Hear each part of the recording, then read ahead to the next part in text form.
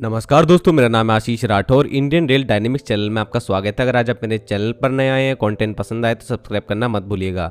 दोस्तों, आपको समय समय पर भारत के पहले regional rapid transit system railway project जो कि चल रहा है दिल्ली से मेरठ के बीच में 82 किलोमीटर का, इस पर अपडेट देता ही रहता हूं। तो आज हम बात करेंगे दिल्ली सेक्शन की। दिल्ली के अंदर कितना किलोमीटर हिस्सा पड़ता है, कौन कौन से स्टेशन है और इन पर क्या काम चल रहा है, और इन स्टेशन की वजह से क्या क्या फायदा होने वाला है दिल्ली वासियों को और दिल्ली एनसीआर के लोगों को। इस प्रोजेक्ट में सबसे पहले 17 किलोमीटर का प्रायोरिटी सेक्शन साहिबाबाद से दुहाई के बीच में खोला गया। बाद में 17 किलोमीटर का अगेन एक और सेक्शन खोला गया दुहाई के आगे सीधा मोदी नगर नॉर्थ तक, और 8 किलोमीटर का और हिस्सा खुलने जा रहा है मेरठ साउथ तक। ऐसे 34 किलोमीटर का हिस्सा भी ऑपरेशनल है और आगे ये 42 किलोमीटर का हिस्सा बन जाएगा। 82 किलोमीटर में से 40 किलोमीटर का ही काम सिर्फ बचा रह जाएगा। तो ऐसे में बहुत जल्द आप देखेंगे मेरठ साउथ का जो आरटीसी स्टेशन है वो तैयार हो चुका है। यहाँ तक ट्रेनों की ऑफिशियल ट्रायल बहुत जल्द कभी भी हो सकते हैं, तो तैयार रहिएगा। आप लोगों को जरूर से इसकी जानकारी मैं सबसे पहले देने की कोशिश करूंगा। तो दोस्तों, अब चलते हैं दिल्ली वाले हिस्से में। अब हम साहिबाबाद से पीछे की तरफ दिल्ली साइड चलते हैं। तो साहिबाबाद के बाद हम लोगों को देखने मिलता है आनंद विहार, और ये आनंद विहार एक अंडरग्राउंड स्टेशन बन रहा है। आनंद विहार से सीधा फिर हम न्यू अशोक नगर पहुंचते हैं, और न्यू अशोक नगर एक एलिवेटेड हिस्से में आता है, तो ये ऊपर बन रहा है। इसके बाद सीधा सराय खाले खां रेलवे स्टेशन और आखिरी में जंगपुरा स्टेशन आता है।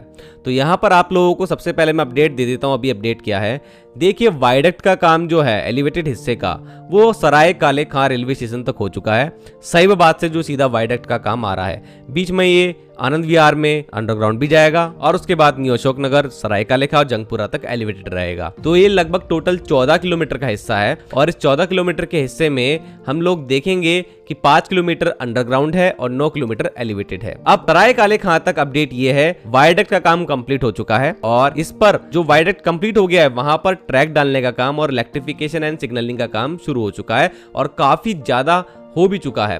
तो ऐसे में इस साल के अंत तक आप लोगों को साहिबाबाद से आनंद विहार होते हुए न्यू अशोक नगर सराय काले खां तक यहाँ पर ट्रायल होते दिख सकते हैं। फिर बाद में आगे इसको जंगपुरा तक एक्सटेंड कर दिया जाएगा। जंगपुरा में अभी इनिशियल फेजेस में काम काफी चल रहे हैं। देखिए, अब सबसे पहले इन स्टेशन की कुछ खूबियां बता देता हूं।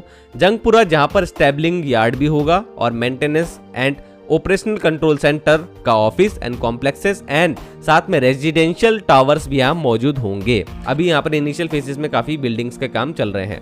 आगे चल करके हम सराय काले खां रेलवे स्टेशन पे आते हैं। तो ये इस पूरे ही प्रोजेक्ट का एक one of the largest station होने वाला है, जिसका काम फाइनल स्टेज में पहुंच चुका है और मल्टी मॉडल कनेक्टिविटी के लिए जाना जाएगा। क्यों? क्योंकि इसके पास दिल्ली मेट्रो भी है, जहाँ के लिए यहाँ पर अलग से एक पाथ तैयार किया जाएगा। निजामुद्दीन एंड आईएसबीटी के लिए दिल्ली में इन दोनों ही जगहों के लिए फुटओवर ब्रिजेस भी बनाए जाएंगे सराय काले खां रेलवे स्टेशन से। ये काम भी एनसीआरटीसी ने ही लिया है। अब एनसीआरटीसी के लिए आप लोगों को एक बड़ी खबर और दे दूं बीच में कि दोस्तों, एनसीआरटीसी के नए एमडी अब आ चुके हैं, शलभ गोयल जी, जो कि IRSEE रहे हैं भारतीय रेलवे में और अब मैनेजिंग डायरेक्टर बन चुके हैं एनसीआरटीसी के। और अब उन्होंने विजिट करना शुरू कर दिया है पूरे प्रोजेक्ट के हर हिस्से में जहां पर भी काम तेजी से चल रहा है। तो दोस्तों, यहां पर अब अगले स्टेशन की तरफ चलते हैं। ये है न्यू अशोक नगर स्टेशन। ये न्यू अशोक नगर स्टेशन जो होगा ये 100 मीटर की डिस्टेंस पे है new Ashok Nagar metro station से। इसके लिए यहाँ पर सीधा फुटओवर ब्रिज प्रोवाइड करा दिया जाएगा, और यही है एक मल्टी मॉडल कनेक्टिविटी का सबसे बड़ा एग्जाम्पल। और यहाँ से 2 फुटओवर ब्रिज और एडिशनल बनाए जा रहे हैं, जिससे 2 जगह जुड़ेंगी। सबसे पहली एंशिएंट शिव टेम्पल जो नजदीक में स्थित है, न्यू अशोक नगर के लोग FOV का यूज करके यहाँ पर जा सकेंगे। और अगला फुटओवर ब्रिज जो दूसरी साइड बनेगा स्टेशन के, और ये जोड़ेगा 2 जगहों को, नजदीक स्थित चिल्ला विलेज को और मयूर विहार एक्सटेंशन को।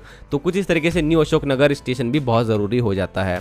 इसके बाद अंडरग्राउंड हो जाएगा ये प्रोजेक्ट, और आनंद विहार स्टेशन जो कि अंडरग्राउंड बन रहा है यहाँ पहुंचेगा। और आनंद विहार स्टेशन का काम बिल्कुल फाइनल स्टेज में पहुंच चुका है। काफ़ी काम यहाँ हो गया है, और सिग्नलिंग का काम भी बिल्कुल फाइनल स्टेज में है। यहाँ पर ट्रैक भी पूरी तरीके से बनकर तैयार है, और प्लेटफॉर्म पर काम तेजी से जारी है फिनिशिंग का। ये सबसे बिजीएस्ट स्टेशन होगा आरआरटीएस का इस कॉरिडोर में, क्योंकि ये पूरी तरीके से मेट्रो से घिरा हुआ है। मेट्रो की एक line Anand Vihar railway station को जाती है और 2 आईएसबीटीज को जाती है। 2 आईएसबीटीज होने वाली है, एक दिल्ली आईएसबीटी और एक यूपी का कौशाम्बी ISBT। तो यूपी के लोग भी यहाँ पर आते जाते हैं, बॉर्डर का एक इलाका है, तो यहाँ पर फुटफॉल काफ़ी ज़्यादा होगा, इसलिए आनंद विहार स्टेशन काफ़ी ज़्यादा महत्वपूर्ण हो जाता है। तो दोस्तों कुछ इस तरीके से 14 किलोमीटर के हिस्से में काम चल रहा है दिल्ली के अंदर, और इस साल के अंत तक आप लोग सराय काले खां तक ट्रायल होते देख सकते हैं, जहां तक अभी लग रहा है काम को देखते हुए, और काफी ऑफिशियल्स का कहना भी है। और यहां पर आप लोगों को बता दूं, कुछ आर्टिकल्स ये बोलते हैं कि ये अगले साल के अंत तक कंप्लीट होगा काम। तो देखिए कुछ कहा तो नहीं जा सकता, लेकिन अभी डेडलाइन रखी गई है इस प्रोजेक्ट की जून 2025। इसको अभी तक आगे तो नहीं कभी बढ़ाया गया है, इसी डेडलाइन को मानते हुए अभी तक काम चल रहा है, और काम तो काफी ज्यादा अच्छी तरीके से चल रहा है। जिस तरीके से जो डेट रखी गई थी उनके नजदीक ही जो उद्घाटन हुए हैं वो करे गए हैं। पिछले जो अभी उद्घाटन हुए हैं लगभग 34 किलोमीटर के, तो अभी तो यही मान के चलते हैं कि अगले साल के जून तक हम लोग इस प्रोजेक्ट को पूरा होते देख पाएंगे। तो आप लोगों का क्या कहना है इस प्रोजेक्ट के बारे में, जरूर से कमेंट सेक्शन में बताना। आज के लिए इतना ही। वंदे मातरम, भारत माता की जय।